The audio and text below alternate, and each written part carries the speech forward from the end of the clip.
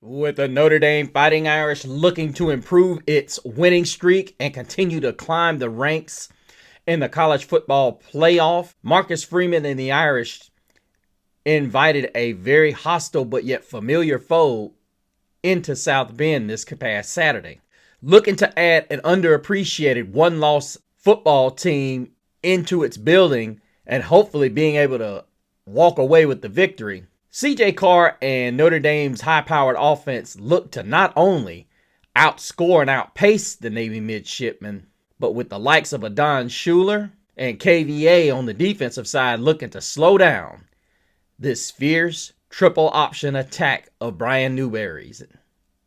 Want to find out how the Notre Dame Fighting Irish fared and what this has and what kind of stakes this leaves Notre Dame at for the following Saturday? Stay tuned to find out on Talk Like a Champion.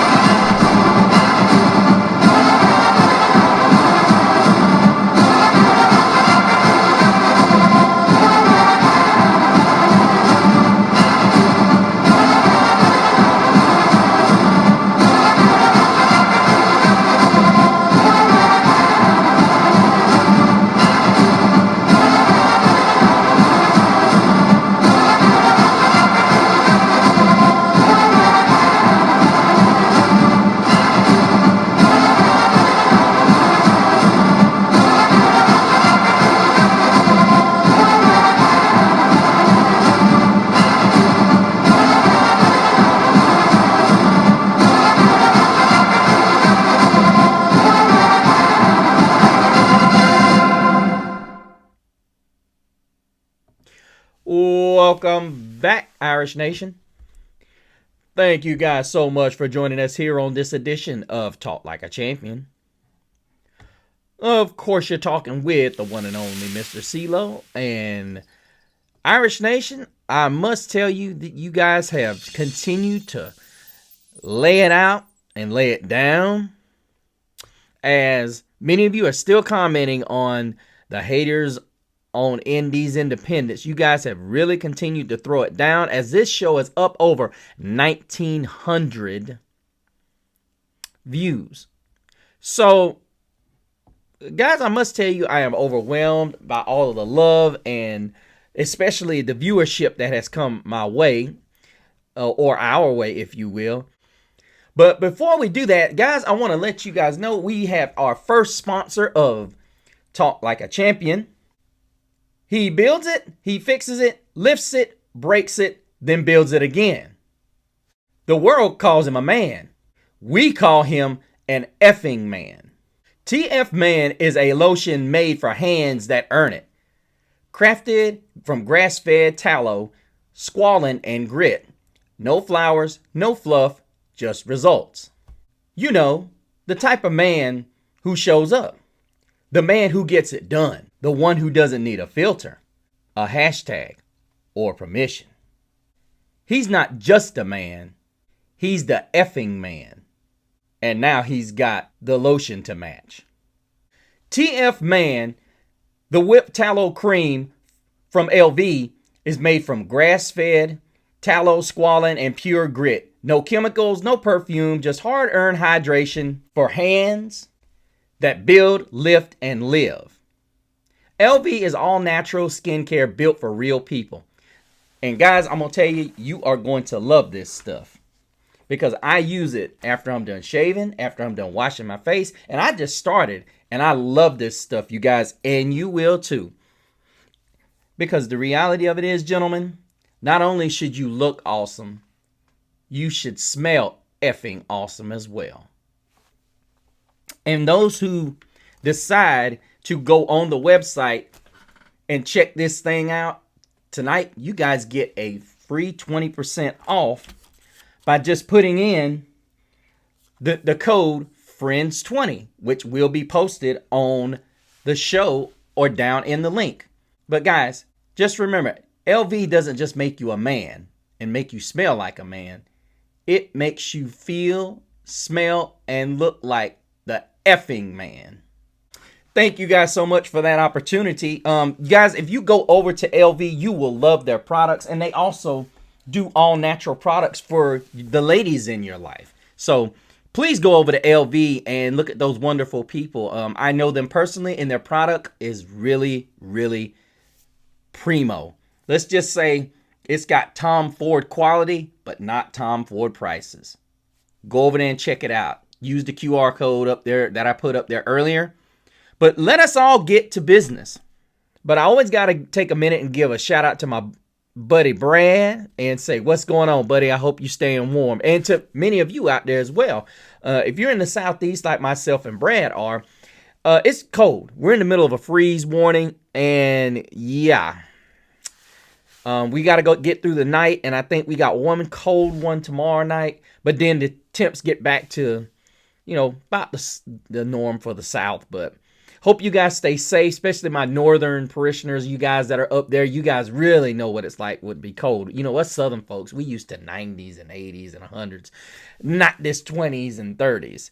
So, but I hope you guys are doing great. But before we get into your comments and Notre Dame's performance on Saturday night, which was an ugly football game as far as the weather goes, you guys. But you guys in South End know that. I just want to take a minute to let you guys know we have our first sponsor.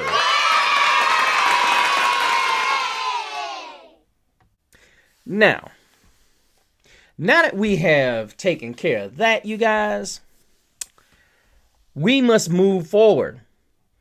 And like I said, I really love when we get comments here. As I said, we are over 1,900 views on this show, 115 likes.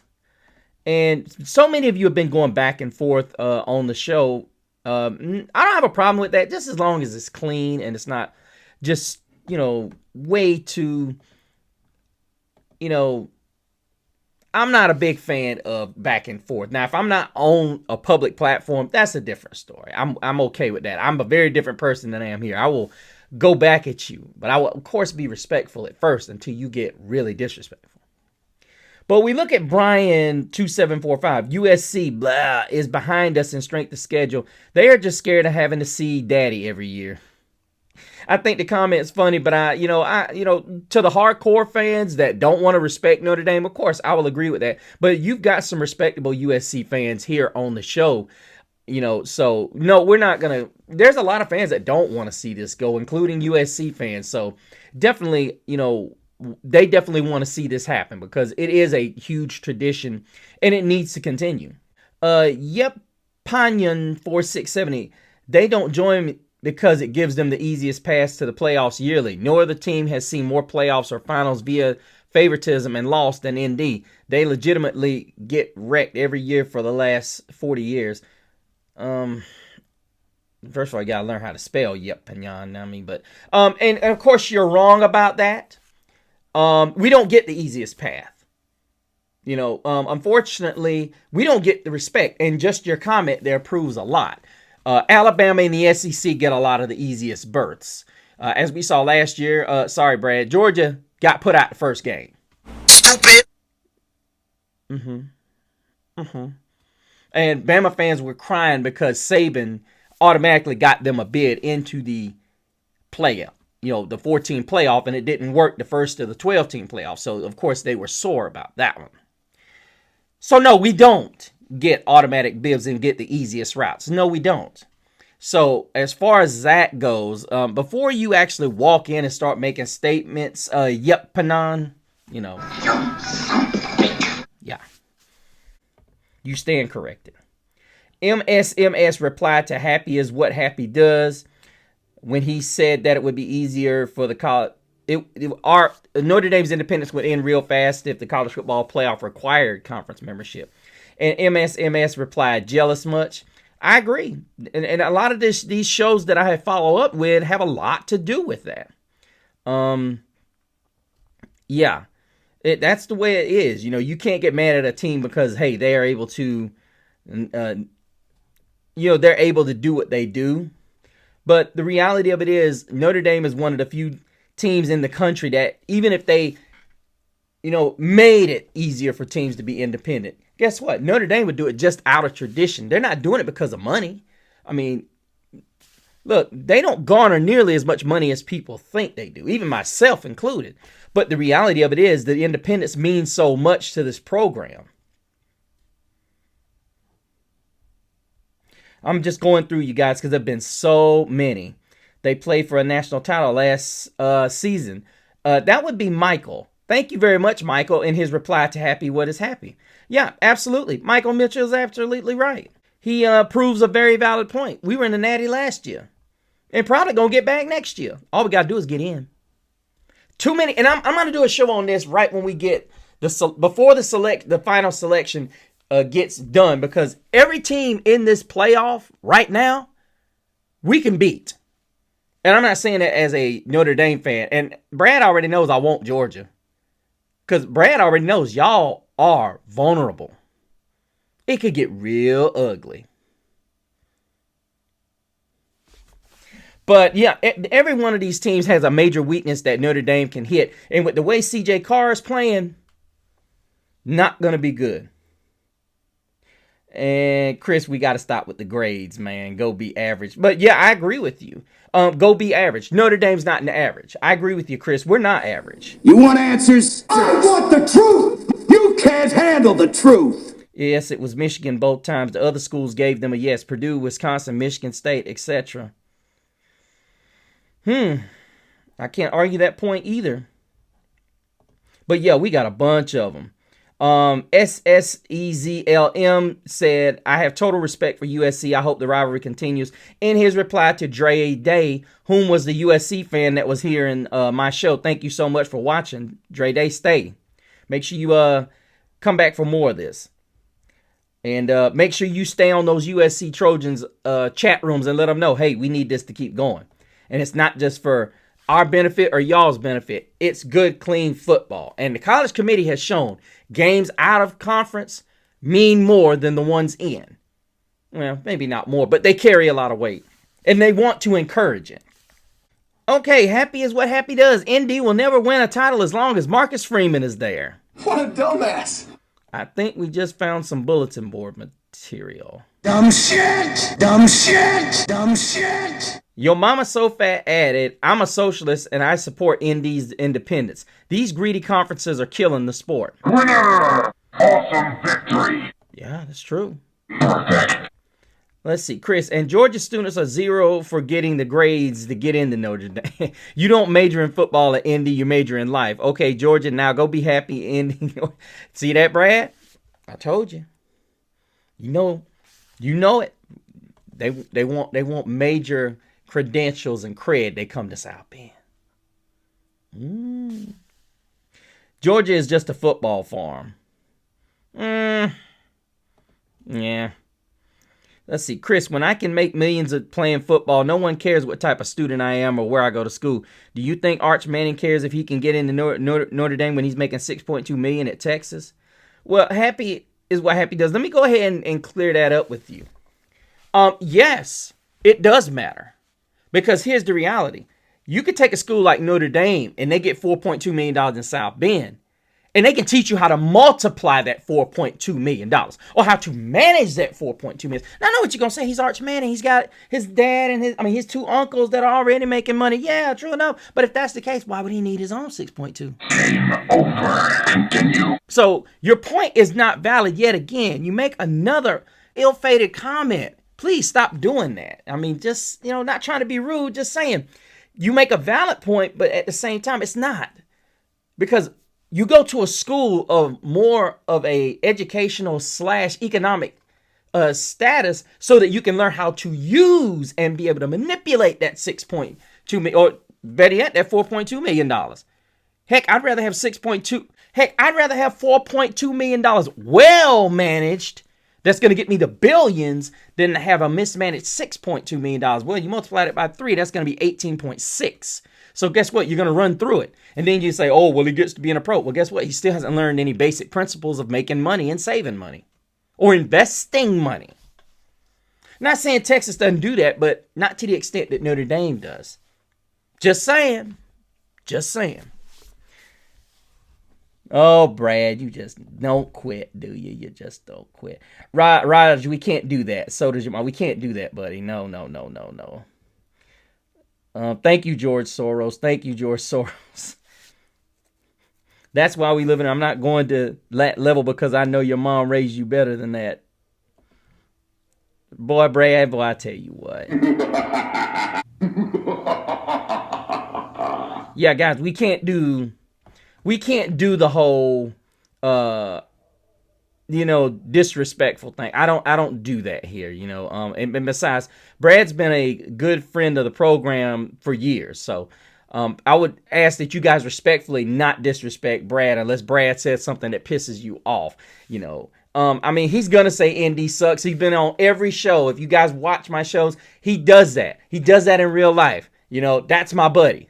And I'm sure you got friends that say the same thing. So, Raj, I appreciate the comment. And yeah, please don't disrespect Brad. You know what I mean? Just, y'all have a happy dialogue with him and just, it's a friendly dialogue. He's just not an ND fan and I respect him for it. Love him like a brother. So, definitely, have dialogue with him. Maybe you guys can help convert him. Disrespecting him is not going to convert him. Don't be an Ohio State Buckeye fan. Sorry, Nate. Bruh. Let's see. Niso finally replied, "You can deny it all you want, but you are jealous. It makes people's skin crawl from embarrassment for you. What's stopping your team from going independent then? They are apparently way too weak to do so. They aren't good enough or have enough fan support to get their own network. That's not ND's fault. It's yours." Woo! Niesel, too. Coming with that fire and them facts. I loves that. Then your mama so fat said everyone else doesn't have to play 13 games. Many Big Ten SEC teams will make the playoff without having to play in the championship game. Stop with this dumb argument. Awesome victory. Thank you, your mama so fat. I appreciate it. I said this already. I don't understand it. And then he replied to Tianzi, they weren't the only team that was well rested. Georgia had longer rest. Oh!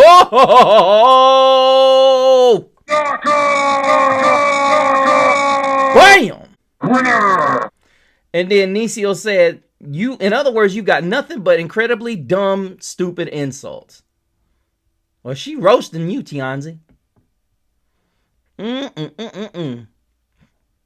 And see, Dion, and she's right. This is what you said. Haha, you have a very active and fantastical imagination about me being envious. I said, did you check, see when they last won? How old are you? To be a college student at the age you would have to be born in 1970, which makes you 55. Feel me, Gramps? And there you go again. This is the problem.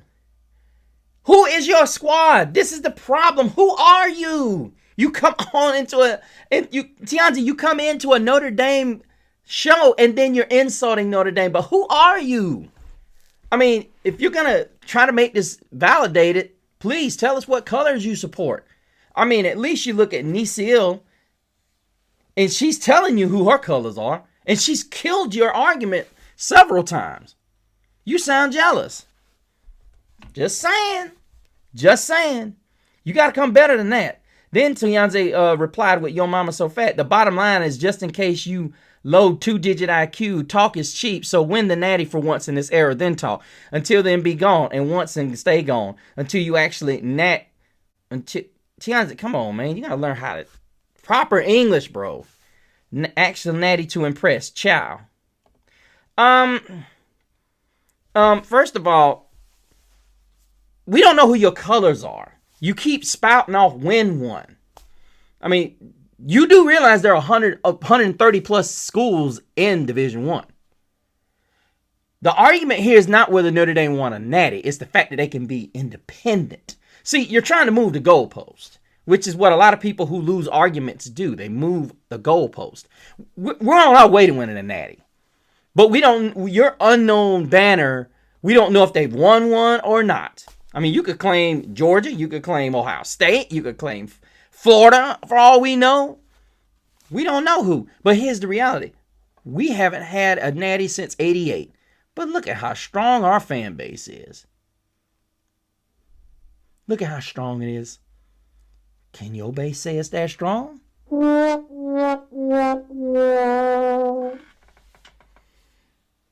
Didn't think so. Twill Ongenbone. Terrible argument. First, compare any Big Ten, ACC, Big 12 schedule to Notre Dame's this year. Indy is stronger than everyone. The SEC majority is tougher, except for Texas, Ole Miss, and A&M. Second, you can't be trusted in an argument when your first sentence is incorrect. Indy was ranked ahead of both Miami and A&M when those games were played. Third, you said that every other team plays 13 games. Sorry, bud. Only 2 from each conference plays in the championship. That's 13% of college football.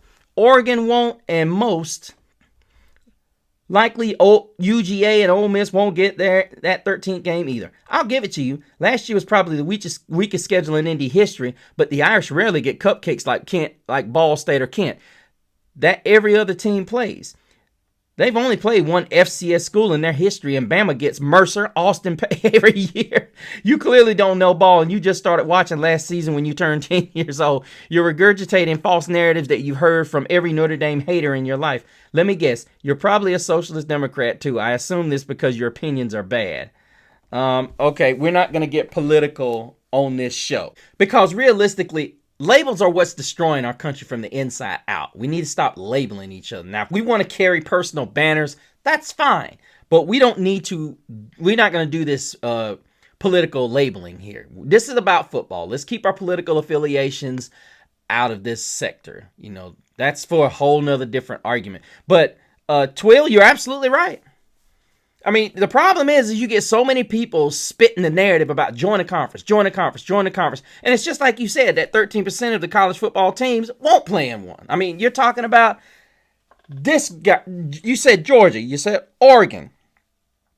I mean, hell, if Alabama loses loses this weekend, they won't be playing in the championship game. If Georgia loses to Texas, they won't be playing in it. So, I mean, your argument, once again, is invalid. Why do we keep hearing people talk about this? I totally agree with you, Twill. And it really gets to be annoying when you keep hearing people back to back talking about join a conference. When realistically, like we keep saying, only 2 teams in that conference will play in the championship game. And you got a bunch of at-large teams that are going to be getting in. So why are we hearing all this talk about the SEC getting 5 teams? That's 3 teams right there that won't be in the title game. So what are you talking about? Thank you, Twill. Thank you so much. Then Tianzi said, here you go. Just shut up. You lost to NIU. We lost to NIU, but we knocked off Indiana, Georgia, Penn State, and who did you knock off? Who'd you knock off? You fucking idiot. You some bitches couldn't close an umbrella. Exactly. Also, I will put up OU schedule versus ND's for the 25 season all day. ND was 6th ranked when they lost to... You keep bringing up the same points. Who cares? Florida was ranked as high as number 11. South Carolina was ranked as high as number 12. Where the hell are they at now, Tianzi? You sound like somebody that was sitting in the back of the classroom and forgot to study. What is your point? Upsets happen all the time in college football. This is what is going to get me, Tianzi. You better pray that the gods above, we don't win a natty. Because the whole point you're trying to make here makes no sense. Upsets happen every day. Guess what? BYU was ranked higher than Texas A&M, and Texas A&M knocked them off. Guess what? BYU never beat nobody that was ranked higher. They just kept moving up. Who did they beat? South Carolina didn't beat nobody over them. Ohio State ain't beat but one team up that was ranked above them. And it was an overrated Texas team. Oregon ain't beat nobody rated higher than them. What's your point? I mean, your points make no sense. And here's the thing. You keep telling us to come back when we win the natty. We still don't know who your colors are. I'm grateful you're coming to the show, though. I'm real glad. So make sure you guys watch the show and whatnot and keep following over. Because this is a lot of fun. I'm not even going to lie. But guys, let us get into the show as Our Notre Dame Fighting Irish invited in yet again in one of the longest rivalries in the entire country, the Navy midshipmen, whom I don't know if many of you caught this game, and I'm sure many of you did, like myself. I didn't realize that Blake Horvath, the quarterback, star quarterback, I might add, for the Navy midshipmen, was a late scratch from this game. Yeah, it was I was, oh snap. I was concerned because when you start to try to defend this triple option, it's really difficult when you take a guy whom is his tendencies are somewhat different than the tendencies of Blake Horvath, who is a guy whom they have been working excessively in trying to get him worked into throwing the football. So, when you start really analyzing what the Irish had to get done in order to be able to focus themselves into playing this game, ultimately, it was one of those where we definitely had to come out with, our eyes focused and whatnot, because, like I said, Navy's offense is already difficult to defend, but they got it done. As the conditions were absolutely horrible, and watching that game and thinking back to the playing days and thinking about how it is right now, it's cold. It's 35 degrees out there in the good old DUB. Like I said, shout out to all of y'all. Make sure you stay warm. Make sure your babies are bundled up. Make sure you bundled up, buddy. I know you're going to be listening to the show and doing your deliveries tomorrow, buddy. So make sure you bundled up. Looking at this game, 49-10 in favor of the Irish. It was no surprise. I think everybody knew that this was going to be a game. Notre Dame is locked in right now, and most importantly, I think ultimately the Navy coaching staff understood what was at stake, but they also understood that this was a game that it was going to be difficult for them to win. So I think what they realized was that let's just sit Horvath and see if we can't win the conference. And that's not a bad decision. I don't think it's a bad decision at all for Navy to try to go out there and, come up with a situation where they could possibly take this league championship. I mean, it's an outside chance, but I look at it from the standpoint that they've got to come in and they've got to be able to establish other things as far as what they want to do offensively with Blake Horvath. I think Coach Newberry for the Navy midshipmen understands, yes, this rivalry's fun. Yes, this rivalry is important to them. But they realize they're not going to get a shot at the college football playoff unless they win this conference. So that's ultimately what they want to be able to do. But unfortunately, this game did not go how they wanted it to. As Notre Dame, as I said, was able to take this game 49-10 and silence haters like Jordan Rogers. Well, maybe not silence him. You got haters like him and Tianzi. But once again, CJ Carr showing why Notre Dame is going to be a dangerous football team going down the stretch. And when you start seeing exactly how CJ Carr just complements what you have when you look at what Jeremiah Love, Jadarian Price, and I'm going to be honest with you, Aeneas Williams doing what he did the other night, I think you almost got to look at this game and go, maybe we need to get Aeneas Williams some touches.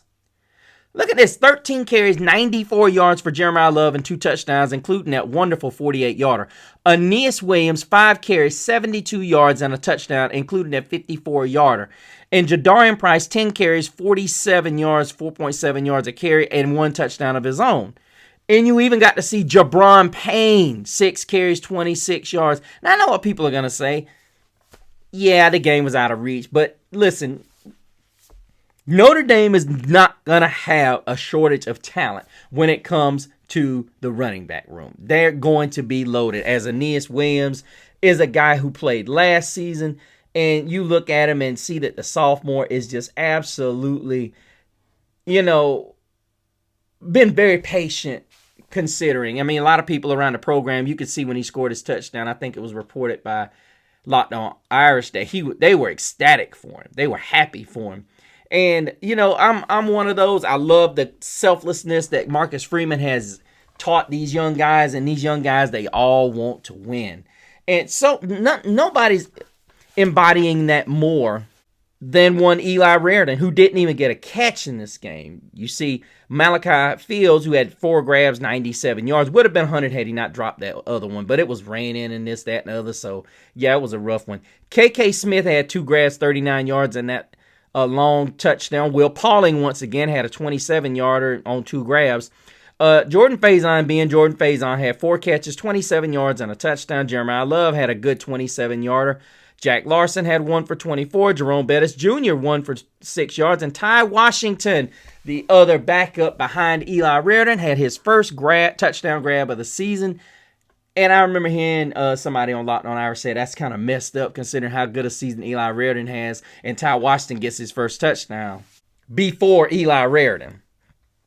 I am starting to join that bandwagon. I think ultimately we're going to have to, maybe they're saving him for the playoff. I don't know. And it sucks because when you talk about good players such as Eli Raridon, whom he's such an intricate part of not only the passing game, but the running game. And I'm going to be honest with you, I don't understand how you get in the red zone. I love to run the football in for 6. But I would look every single play. If it's first down or 2nd and 1, 3rd and 1, there is no way I'm not play action passing and seeing if I can't get Eli Raridon out on the edge or, in the middle of the field or out on the, in the corner. Something. The guy's 6'7", and he's shown he has some great extension. So you have a large margin for error. Just get it up high for him. But I would love to see him get his hands on his first 6 of the season. Now, here we are coming up on game 10, and we're going to need him against Pittsburgh. I ultimately say, yeah, there's a guy that may not do this and do that. You're just hoping the NFL scouts see this guy for what he is. Eli Raridon's a hoss. He reminds me of Kyle Rudolph and Tyler Eifert. Now, I know Tyler Eifert's career was marred by injuries in the NFL, but this guy could be another Tyler Eifert. An unstoppable force out there in the NFL. He's a big body tight end that is very physical. But I'm looking forward to the opportunity when we see him make a touchdown grab. CJ Carr, you need to make that happen. He also had another great game throwing the football. 13 of 16. This is what Notre Dame wants to do, you guys. They want to run the ball, but they want to throw it down the field. And you saw Kenny Minchey get 3 throws in there for 35 yards. He had a really good check down late in the 4th. And if he can ever master throwing that thing down the field, he's going to make somebody one heck of a quarterback. Now, we would love for him to stay, but I ultimately believe this will probably be his final year here. It would not shock me. And with the problems that Tennessee has and, with their quarterback possibly graduating next season, more than likely he's going to transfer to Tennessee and probably go and play for the Volunteers. Of course, I'll go out there and I'll say I wish him all the luck, but I think ultimately this will be the end of Kenny Minchey. Who knows? Maybe he does want to stick around here, and I don't know. Who knows? Maybe CJ Carr is gone after next season. After he plays next season, he's gone, and then you got Kenny Minchey coming back for his senior year. Who's to say? I think Carr probably stays 3 years, so more than likely what happens is he probably red shirts, and he being Kenny Minchey red shirts and probably wants to get his shot. Who knows? Who knows what Marcus Freeman's got these guys doing? We saw Jaden Greathouse, update on him. We saw him singing the alma mater, the Navy and the Notre Dame alma mater at the end of the game, so he's still with the football team. But got to give a lot of love to this defense. Jaden Osbury was great. Picked up a sack. Had 2 tackles for loss. Total of 8. Devontae Smith looked real good. And I was kind of concerned when I saw Leonard Moore out there. I was really concerned when I saw him out there against this Navy team. But Leonard Moore is just a baller. Considering he's one of the top two, 3 maybe best cornerbacks, cover corners in the country. He's still out there playing against a team like Navy, a very physical specimen of a corner. He had a great game along with Jalen Stroman, Junior Tuihalamaka, once again doing what he does, picked up a sack. Elijah Hughes played great. Adon Schuler. Tay Johnson once again out there doing what he did. And KVA, Kingston Villaamu-Wasa, once again doing that thing that he does so well. And he literally just plowed through a Navy blocker and brought the ball carrier down in the process.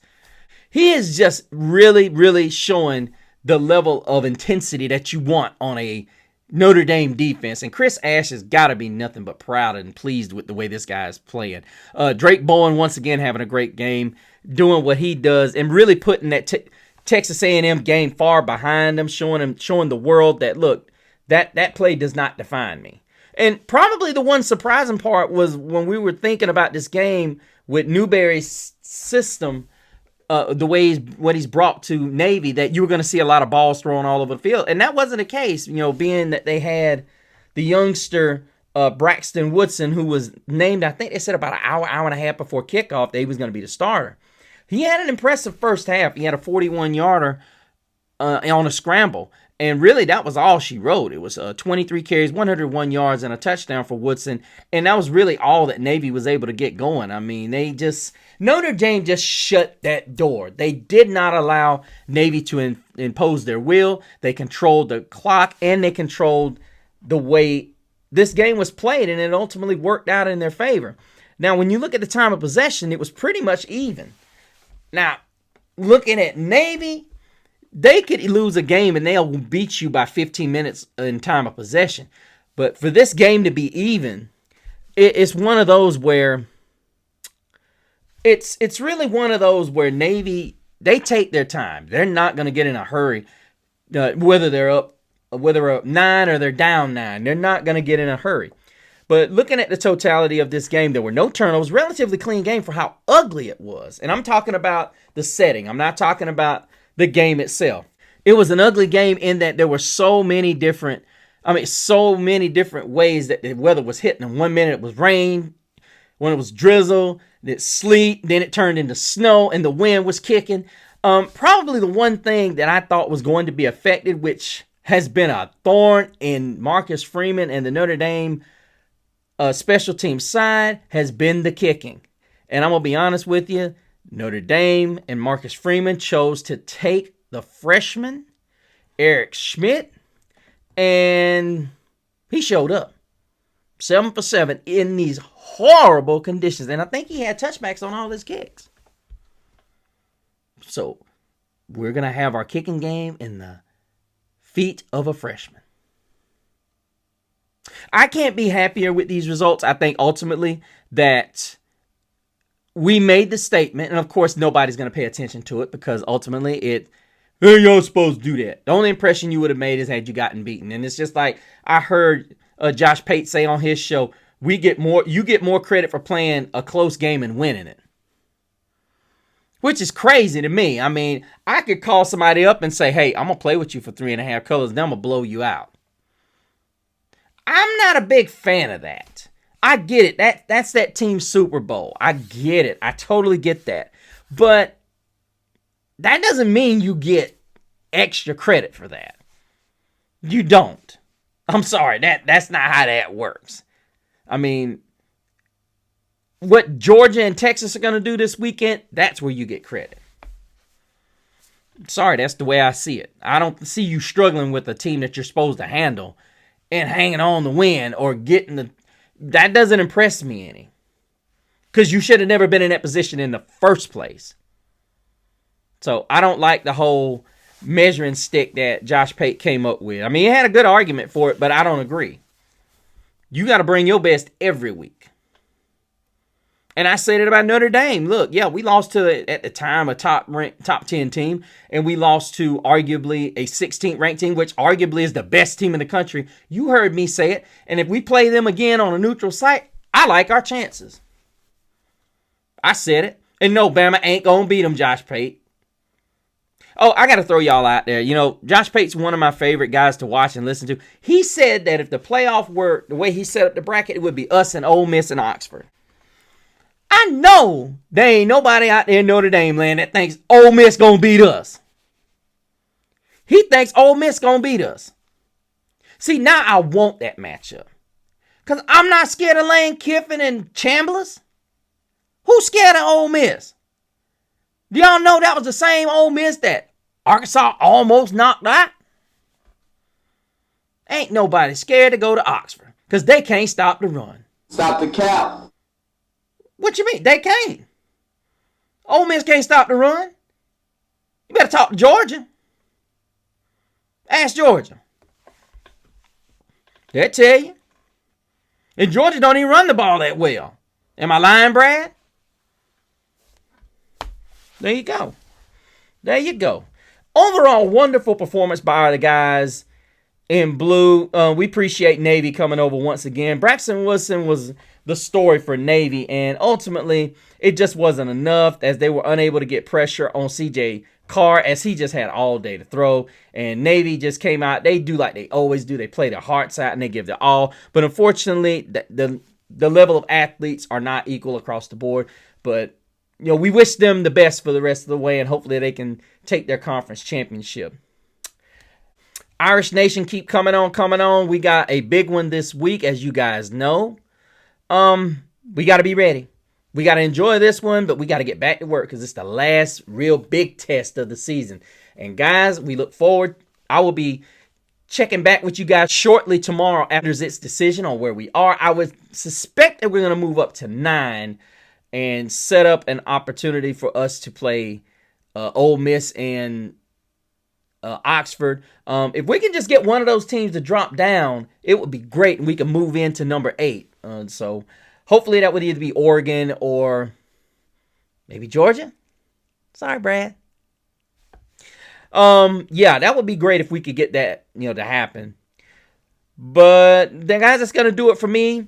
Make sure you guys are subscribed. Make sure you go over, hit that subscribe icon, then go over to the notification bell, click it. Make sure you hit all so you can get all the notifications of shorts. And I'm going to start doing some polls and shows that I will be bringing out. Also, make sure you go to my Facebook, which is Talk Like a Champion, as well as the Talk Like a Champion group. Join it as well as add. Finally, go to my Instagram at Mr. CeeLo so you can keep up with all of the in-season shenanigans that I will be caught up in. And make sure you check out LV. Go over to make sure you scan the QR code that I put up on the screen. I'll put it at the end of the show so you guys can check it out and check out those products, and make sure that you keep checking us out all the time. But until we meet again.